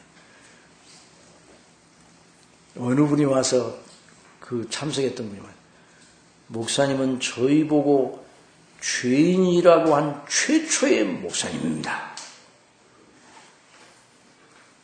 옥스퍼드의 머리 좋고 공부 잘하는 그 사람은 죄인입니까? 죄인이 아닙니까? 1등 죄인입니까? 10등 죄인입니까? 10등급 죄인이에요? 1등급 죄인? 죄인이 무슨 등급이 어디 있어요? 다 똑같은 거예요. 예수님 없는 사람은요, 다 똑같은 거예요. 그래서 예수 그리스도를 믿음으로 구원받지만 다 멸망한다. 하나님 심판받는다. 그대로 증거를 해서 복음을 증거했습니다. 정말 목사님의 설교를 농촌에 가서 하더라도 농촌 사람들에게도 그대로 설교를 해도 들을 만큼 복음이 명료하게 나타났어요. 그런데 그 설교를 듣고 자기들은 나한테 죄인이라고 하니까 기분 나쁘겠어요? 기분 안 나쁘겠어요? 이분들 그 설교를 들은 사람이 기분 나쁘겠어요? 안 나쁘겠어요? 기분 나쁜 게 아니라 각성을 받았어요. 각성. 목사님은 최초로 저희를 보고 죄인이라고 하는 목사님이에요. 다른 목사님들 오셔가지고 이렇게 하네요. 아이고, 여러분 앞에 여러분처럼 지식이 많은 분들한테 제가 설교를 하다니 너무 영광스럽습니다. 그래서 오늘 제가 와서 말씀을 드리게 돼서 너무 참 좋은 특권으로 생각합니다. 그런 다음에 이제 성경을 그대로 강론하면 되는데, 목사님들이 가지고 있는 모든 지식을 다 동원해서 그 지식 있는 사람을 설득하려고 덤비는 거예요. 그러면 안 되는 거예요. 그러니까 회중석에 앉아있던 사람들이 그 설교에 압도를 당하겠어요? 어떤 설교에 압도를 당하는가? 누구든지 그리스도 밖에 있으면 다 멸망을 받는다. 나면서부터 죄인이고 예수님 외에는 다른 구원의 길이 없다. 그렇게 전해야 돼요. 그래야 안 그래요?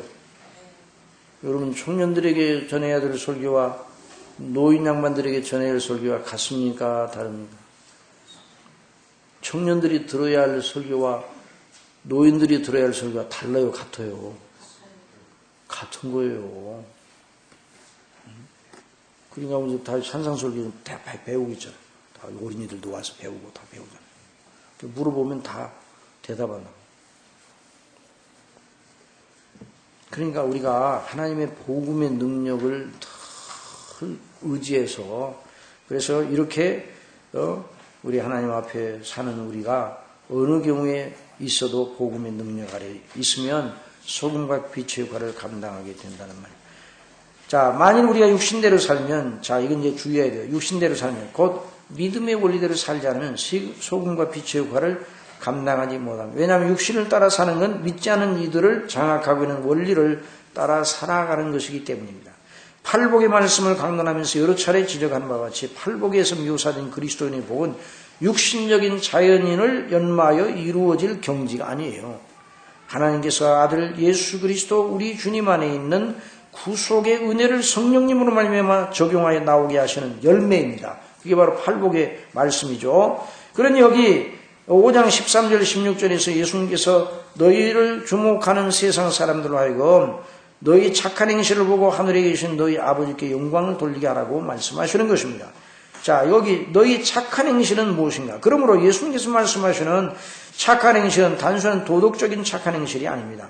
너희 믿음을 연마하여 착한 행실을 보이도록 너희 마음을 연마하여 착한 행실을 보이도록 하라. 그냥 단순하게 그렇게 말씀하시는 것이 아니라 여기서는 그리스도 십자가 구속의 은혜 속에서 성령님으로 나오는 착한 행실, 팔복의 마음으로 행하는 착한 행실, 그걸 말합니다. 그냥 도덕적으로 양심적으로 하라, 그런 것이 아니에요. 여기서 말하는 착한 행실은 복음적인 은혜 가운데 나오는 착한 행실입니다. 그리스도의 복음의 능력과 은혜를 의지함이 없는 그리스도의 복음, 오늘날 그리스도인들의 윤리의 실종이라는 말이 많이 나오는데, 이는, 바로 이렇게 하지 않는다는 그 말이에요. 그리스도의 복음의 능력과 은혜를 의지함이 없는 심령의 열매가 윤리 실종으로 나타나는 거예요. 그러므로 그리스도의 윤리의 문제를 해결하려면 윤리 자체에다 손을 대지 말고 영성에 손을 대야 돼요. 영적인 문제에 손을 대야 돼요. 그 말은 성령으로 돌아가서 그리스도가 그 대속의 은혜를 따라 역사하시는 하나님의 성령님의 은혜의 방식을 되짚어보고 거기서 새로움을 입어야 하는 거예요. 마음이 새로워져야 행실이 새로워지죠. 다윗이 범죄한 후에 회개하면서 자신의 범죄의 문제를 도덕성 문제로 다루지 않고 영적인 문제로 다루었습니다. 이거 대단히 중요한 문제예요. 그러니까 우리가 잘못하면 우리 양심의 가책을 바로 도덕적인 문제, 양심의 가책 정도로만 생각하고 끝내버리니까 똑같은 죄를 계속 짓는 거예요. 그러지 말고 하나님께서 주시는 새로운 은혜를 받아야 돼요. 자기의 악행의 근원은, 다윗은 그랬어요. 범죄를 회개하면서 자신의 옛 본성 속에는 죄, 곧 하나님을 불순종하면서 기인함을 알고, 그 죄에서 기원함을 알고 하나님께 회개합니다. 다 같이 한번 거기 읽어보세요. 시작.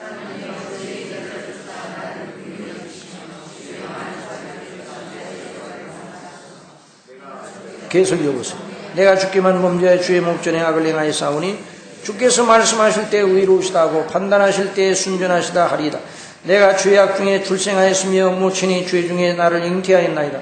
하나님이여 내 속에 정한 마음을 창조하시고 내 안에 정직한 영을 새롭게 하소서. 나를 주 앞에서 쫓아내지 마시며 주의 성신을 내게서 거두지 마소서. 주의 구원의 즐거움을 내게 회복시키시고 자원하는 심정을 주사 나를 붙드소서. 그러니까 회개할 때 도덕적으로 양심적으로 내가 잘못해서 이 정도로 끝난 게 아니라 하나님께서 그리스도 예수님 안에 있는 대속의 은혜로 다시 한번 나를 새롭게 해주시고 내 마음을 정결하게 해주시고 성령님의 감동을 더 주시고 거두가지 마시고 구원의 즐거움을 회복시켜 주셔서 자원하는 마음을 주세요. 이렇게 해야 다시는 죄를 짓지 않는 거예요. 그런 죄를 반복하지 않는 거예요. 여기 우리 주님께서 말씀하신 착한 행실은 바로 그렇게 규정할 수 있어요. 세상의 소금과 빛이 활약하는 그리스도인의 착한 행실은 팔복의 정신을 주장하시는 성령님의 은혜를 뿌리로 하고 하나님의 계명과 그 정신을 가이드로 삼아 하나님의 영광과 덕을 나타내는 것이다. 그렇게 말할 수 있어요. 다 같이 시작. 오직 너희는 택하신 족속 왕같은 제사장들이요 거룩한 나라요 그의 소유된 백성이니 이는 너희를 어두운 데서 불러내어 그의 기이한 빛에 들어가게 하신 자의 아름다운 덕을 선전하게 하려 하심이라. 너희가 전에는 백성이 아니더니 이제는 하나님의 백성이요 전에는 긍휼을 얻지 못하였더니 이제는 긍휼을 얻은 자니라. 사랑하는 자들아 나그네 왕인 같은 너희를 권하노니 영혼을 거스려 싸우는 육체의 정욕을 제어하라. 너희가 이방인 중에서 행실을 선하게 가져. 자 보세요. 이방인 중에서 행실을 어떻게 가지라고요? 선하게 가져. 너희를 악행하며 비방하는 자들로 하여금 너희 선한 일을, 이 선한 일은 그러니까 앞에서 말하는 거예요. 앞에서 말한 우리를 백성이 아닌 우리를 백성이 되게 하시고 긍휼을 베풀어 주셔서 육체의 정욕을 따르지 아니하고 하나님의 거룩하신 부르심을 따라서 우리를 구원하신 분의 아름다운 덕을 선전하는 그런 의미의 착한 행실이에요. 그래서 이방인 중에서 행실을 선하게 가져 너희를 악행한다고 비방하는 자들로 하여금 다 같이 시작. 너희 선한 일을 보고 권고하시는 날에 누구에게? 하나님께 영광을 돌리게 하려 함이라. 그래서 예수님 말씀하신 것과 같은 말씀이에요. 그래서 착한 행실은 무슨 열매예요? 그렇죠. 그 다음에 의의 열매. 골로새서 8장 1장 8절로 12절 말씀이 있는데 거기 한번 찾아봅시다. 성경은 자꾸만 찾아봐야 돼.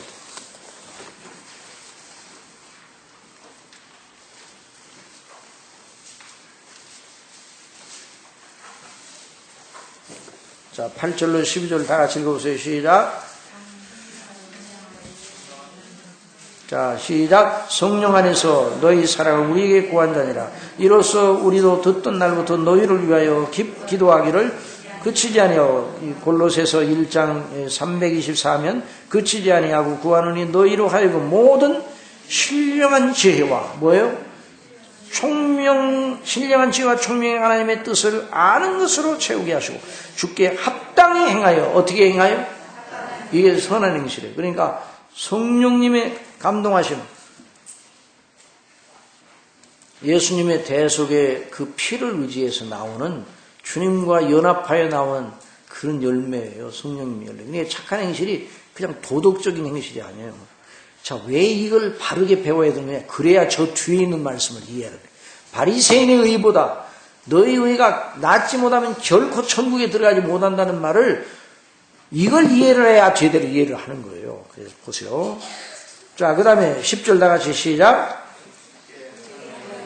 범사에 기쁘시게 하고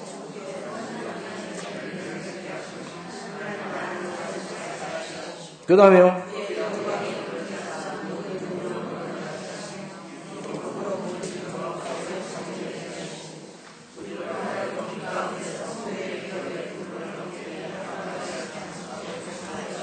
그렇죠. 골로새 1장 8절로 12절까지.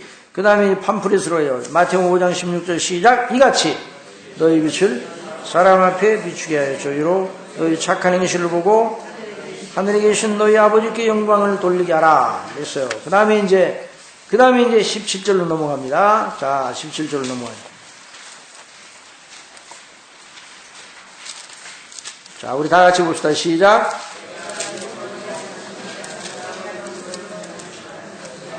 율법이나 선지자 피하려는 생각지 말라. 피하려는 것이 아니요 완전 피하렵니다. 참으로 여기 주님의 산상설교는 중요한 논리로 되어 있습니다.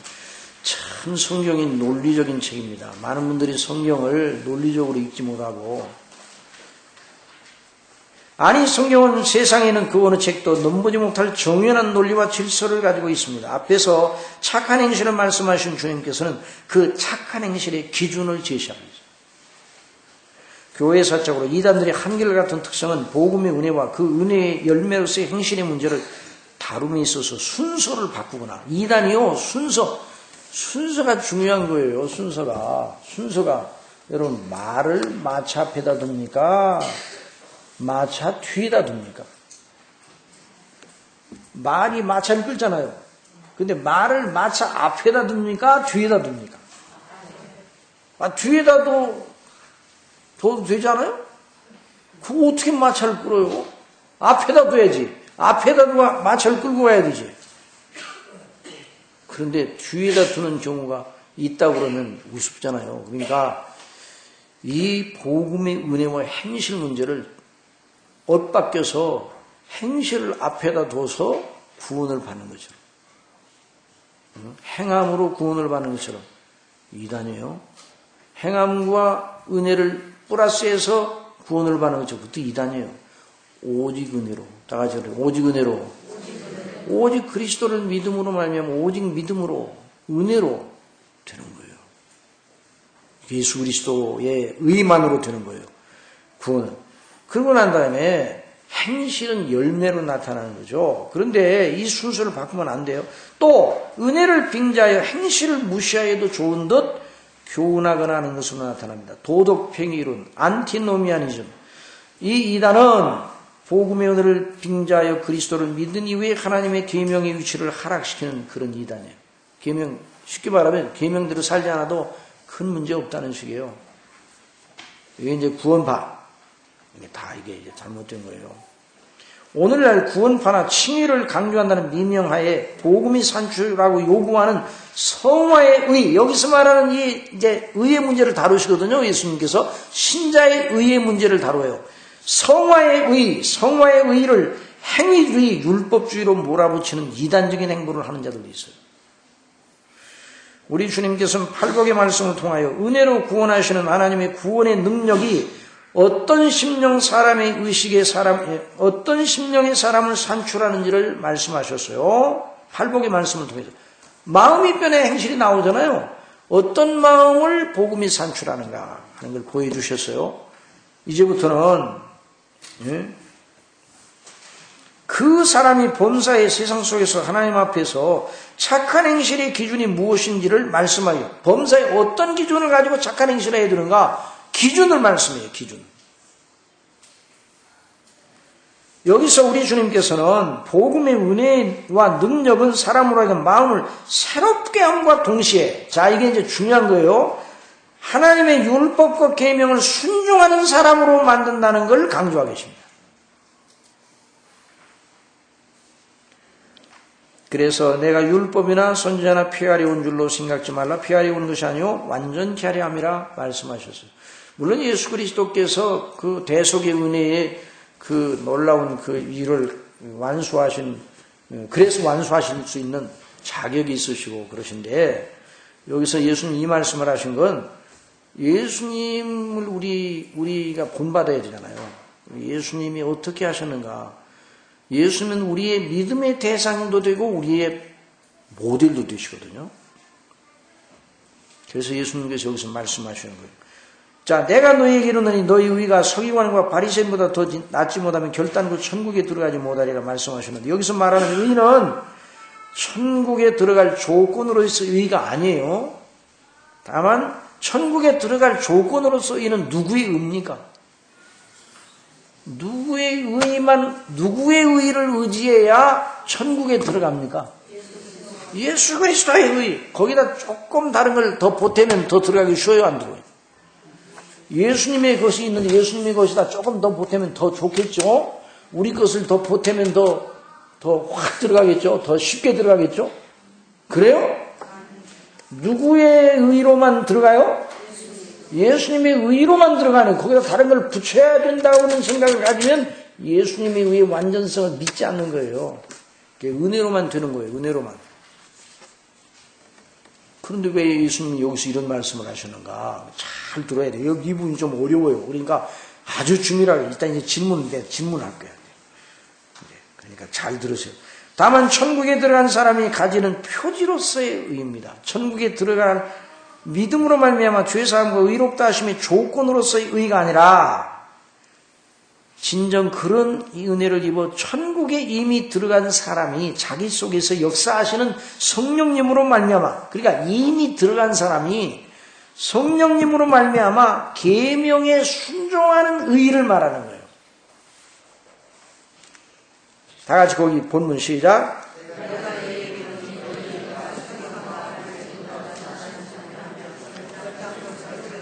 바리새인과 서기관들은 예수님을 믿지 않고 자기 나름으로 율법을 순종하여 자기 의로서 하나님 앞에 설 수 있다고 생각하여서 그들은 지금의 도덕주의자들을 대표하는 거예요. 자기 힘으로 하나님 앞에.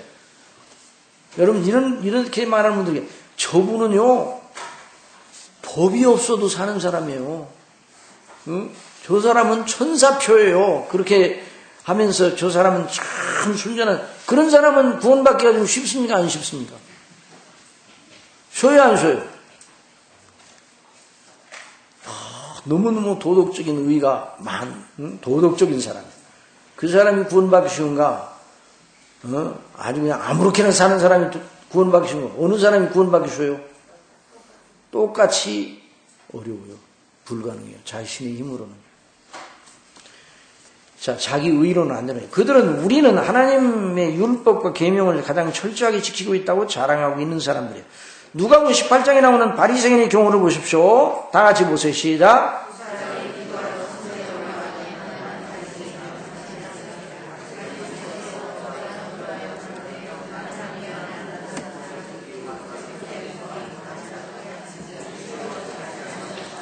그러니까 이 바리새인이 상당히 열심입니까? 열심이 아닙니까? 다 열심이고 모든, 그리고 이 사람은 도덕적인 사람이 도덕적인 사람이 아니에요.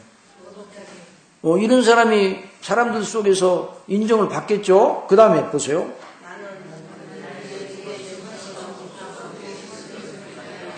자, 그럼 이제 여기 이제 바리새인이에요. 그 다음에 이제 세리가 나와요. 세리는 멀리 서서.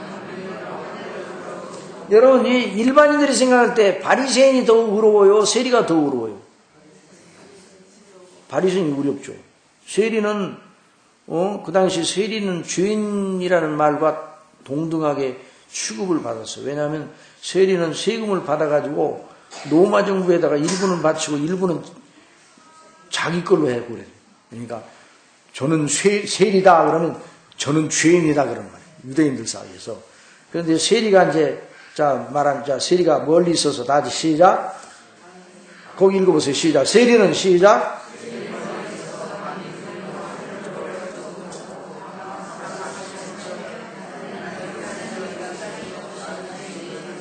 그러니까 세리는 마땅히 자기는 죄인으로서이다 이렇게 말해야 되죠. 그렇게 죄를 만지고도 그런 소리 안 하면 안 되죠. 그런데 바리새인은 가만히 보니까 그런 말을 좀 안 해도 될 만큼 잘 살았잖아요. 그래야 안 그래요?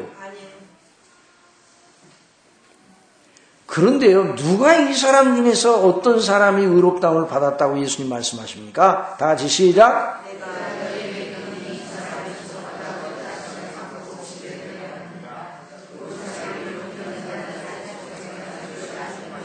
그러니까 하나님 앞에 나는 아무것도 가진 것이 없는 죄인에 불과합니다 라고 진실로 고백하는 사람은 자기 의를 의존합니까?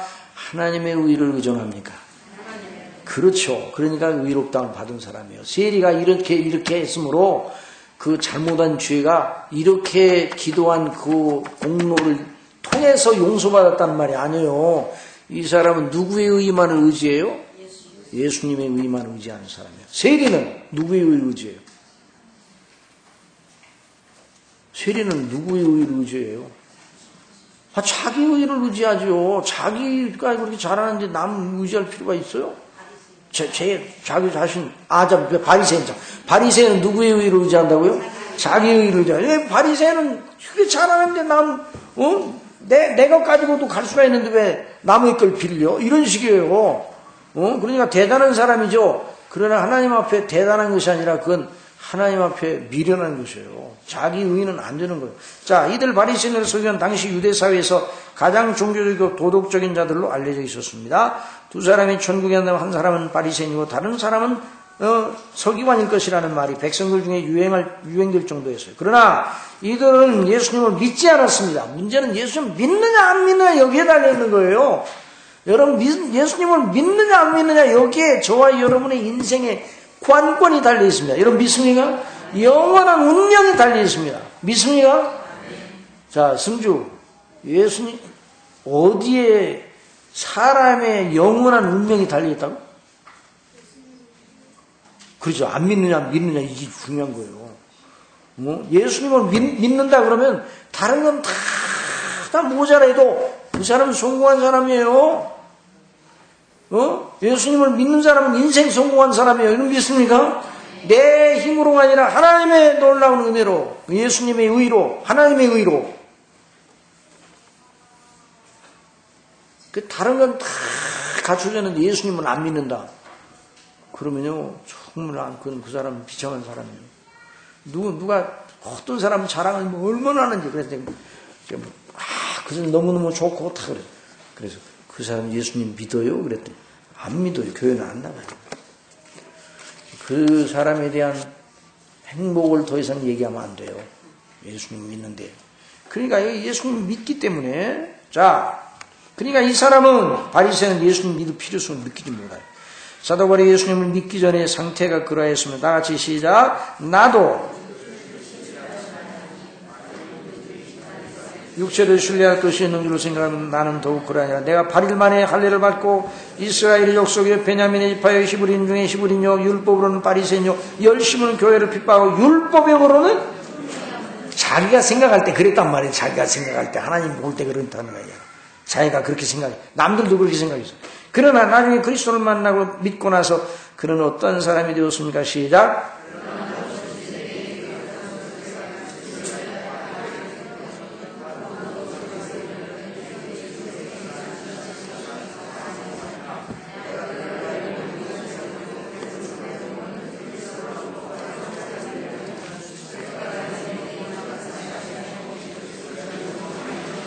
하나님께로서 난 그리스도의 의를 믿는 거죠. 그러니 자기가 바리새인으로 있다가 그리스도를 믿어 구원을 받은 사도 바울은 그런 실상을 너무나도 잘 알고 있는 사람이에요. 그래서 성령님의 인도를 따라 그들 동족에 대한 연민의 마음이 진하였습니다. 다 같이 시작. 곧 저희로 구원을 얻게 함이라. 내가 증가하노니 저희가 하나님께 열심히 있으나 뭐를 쫓는 게 아니라 지식을 쫓는 것이 아니라 하나님의 의를 모르고 자기 의를 세우려고 심수 하나님의 의를 복종치 아니하느니라. 그리스도는 모든 믿는 자의 그 의를 이루기 위하여 율법의 마침이 되십니다. 놀라운 말씀이죠. 자, 거기 다 같이 본문 시작. 너희 의가 서기관과 바리새인보다 더 낫지 못하면 결단코 천국에 들어가지 못하리라. 여기서 너희 의란 구원을 받기 위한 그런데 앞에서 말한 사도 바울이 말한 의는 하나님의 의, 그리스도의 의를 말하는 거예요. 그러니까 여기서 우리 예수님께서 너희 의라고 말씀하셨을 때는 너희 믿는 자, 내 의를 힘입어 의롭다 하심을 받아 구원받은 너희가 실제 생활 속에서 행동 속에서 나타내는 의는 바리새인보다 나아야 된다 이렇게 말하고 있는 거예요. 그래서 여기 의란 구원을 받기 위한 조건으로서 의가 아니라 구원을 받기 위한 조건으로서는 그리스도의 의밖에 없죠. 구원받은 하나님의 자녀로서 예수님의 대속의 은혜를 가지고 일하시는 성령님을 모시고 보혜사 성령을 모시고 하나님의 뜻에 순종하는 것을 의미하는 것입니다. 당연히 그런 복음의 은혜 속에서 힘써 하나님을 영화롭게 하기 위해서 하나님께 순종하는 것이 자기의 도덕성과 종교적 본성의 힘만 의지하여 하나님의 뜻을 순종하는 것보다 더 낫기 마련입니다. 그러니까 쉽게 말해서 자기 힘으로 계명 율법을 순종하려고 하는 것과 하나님의 은혜를 힘입어 성령님의 능력을 힘입어 율법을 순종하는 것과 어느 의가 더 낫겠어요? 반드시 성령님을 의지하고 그리스도의 십자가를 의지하는 그 사람이 팔복의 정신으로 그 의를 행할 테니까 낫기 마련이죠. 그런데 도덕주의자, 자기 의를 내세우려고 힘써 공로를 쌓는 사람보다 의가 모자라다 그러면, 그 사람이 그 그리스도인이라고 해서 의가 모자라다 그러면 그 사람의 믿음이 가짜다 그 말이에요. 쉽게 말하면 그 사람은 천국 백성이 아니다. 자, 이 말씀 들으니까 긴장돼야 안 돼요?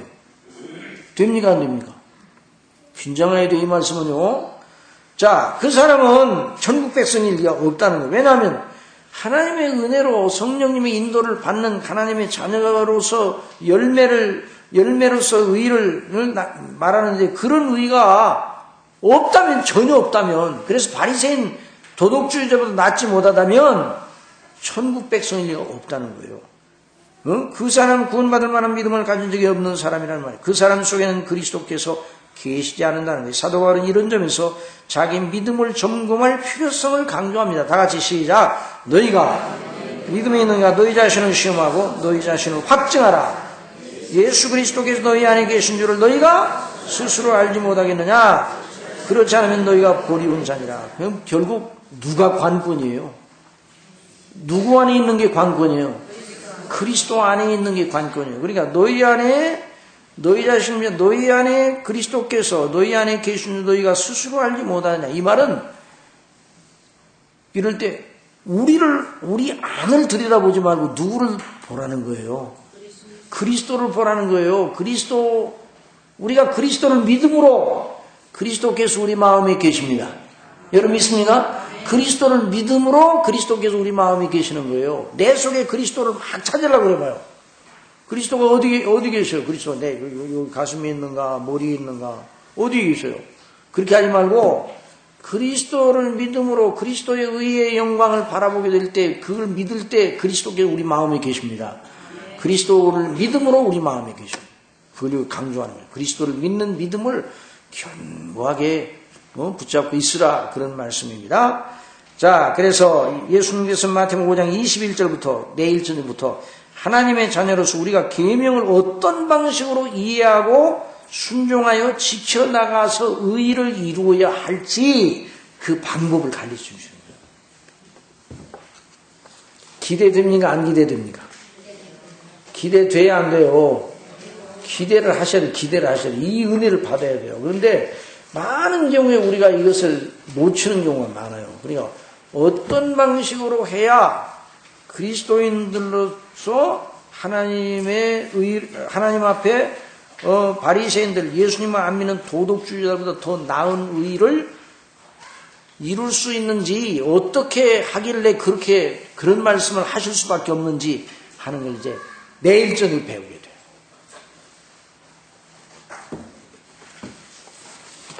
자, 오늘은 여기까지 하고서, 자, 여러분, 저와 여러분이 이 세상에 살면서 하나님의 거룩한 은혜로 구원받은 사람으로 주의 영광을 바라보면서 이렇게 살아가고 있는데, 언제나 아무튼 팔복의 정신, 팔복의 정신으로 살아요. 누구를 믿음으로? 그리스도를 믿음으로. 누구를 힘입고? 그렇지, 성령님을 힘입고. 누구의 영광을 위해서요? 하나님 아버지의 영광을 위해 늘 순종하는 사람으로 살아야 됩니다. 왜? 하나님의 자녀들이기 때문에. 또 왜 그런 거 아니? 우리는 하나님의 나라의 영광의 기업을 물려받은 상속자들이에요.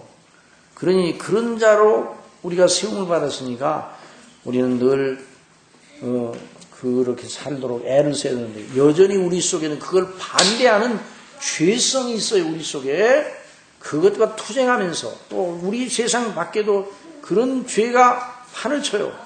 사단이 그걸 우리 죄성을 통해서, 또 세상의 풍습을 통해서 또 우리 믿음을 줘야 합니다. 그래서 믿음은 투쟁이에요.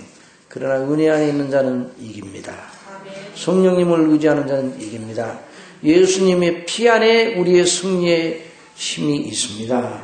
그래 우리 하나님이 우리를 그리스도 안에 그렇게 사랑하시는 거예요. 그래서 이번에 이 산상조를 통해 그런 은혜를 받고 우리 하나님 앞에 기도하십시다. 우리 아버지께서 큰 은혜를 주셔서 이렇게 우리로 하여금 하나님의 자녀가 되게 해주시고 그리스도 안에서 성령님의 인도하심을 따라 하나님이 기뻐하시는 우리 마음과 그 행실을 보이도록 가르쳐 주시는데 지금까지 우리의 행사는 복음의 은혜에 충실하지 못해서 늘 넘어지는 생활을 너무 많이 했는데 용서해 주셔서 다시 우리를 새롭게 하시고 정한 마음을 창조하시고 우리 마음속에 성령의 감동하심을 충만하게 주시고 구원의 즐거움과 기쁨으로 하나님의 뜻에 복종하는 그런 순전한 자녀로 서도록 은혜를 베풀어 주세요. 다 같이 기도드리겠습니다.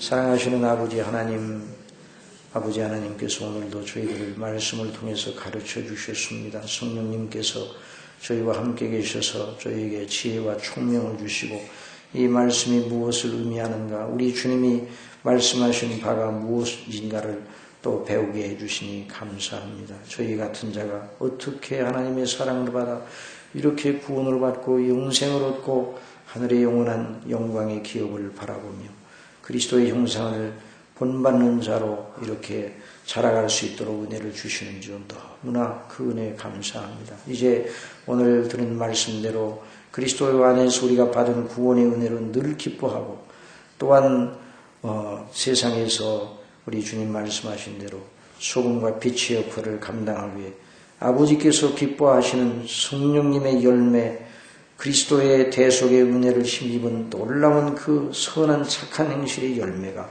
우리 속에 날마다 맺혀져서 악을 행한다고 비방하는 이방인들이 우리의 행실을 보고 하늘에 계신 하나님 아버지께 영광을 돌리는 이런 일이 있게 하여 주옵소서. 아버지 하나님, 그래서 하나님 없이 순전하게 살겠다고 하면서 발버둥치는 도덕주의자들보다 우리들이 그리스도 안에서 더 나은 의의를 보이는, 그래서 우리가 구원받은 하나님의 사람들임을 드러내고 수많은 사람들이 우리를 보고 그리스도를 믿고 아는 이런 대로 인도함을 받을 수 있도록 역사해 주시고 우리 중심교회가 이런 귀한 역할을 감당할 수 있도록 능력으로 주장하여 주옵소서. 내일 저녁에 우리 주님께서 어떻게 계명을 이해하고 지켜야 되는지 말씀해 주시는 것을 배우고자 하오니 성령님 인도해 주시고 이 귀한 말씀을 배울 때 이제까지 우리가 살아왔던 모든 삶의 방식을 바꾸게 하여 주옵소서. 그래서 계명대로 순종하며 그리스도 안에서 하나님이 기뻐하는 사람으로 어떻게 살아가는지를 더욱더 배우고 확신한 일이 가할 수 있도록 주장하여 주옵소서. 아버지 하나님, 모든 은혜로 함께 해주시고 어린이들이 또 우리 학생들이 또 우리 장년 노인 되시는 분들이 이렇게 연로하신 분들도 이 밤에 나오셔서 이렇게 열심히 하나님의 말씀을 들으니 하나님의 놀라운 은혜입니다. 돌아가는 모든 발걸음, 돌아가시는 발걸음, 미끄러운 발걸음 은혜로 붙잡아 주셔서 잘 또 집에 가서 쉬시고 내일 또 저녁에 또다시 모여 우리 하나님께 영광을 돌리게 하여 주옵소서. 예수님의 이름으로 기도드리옵나이다.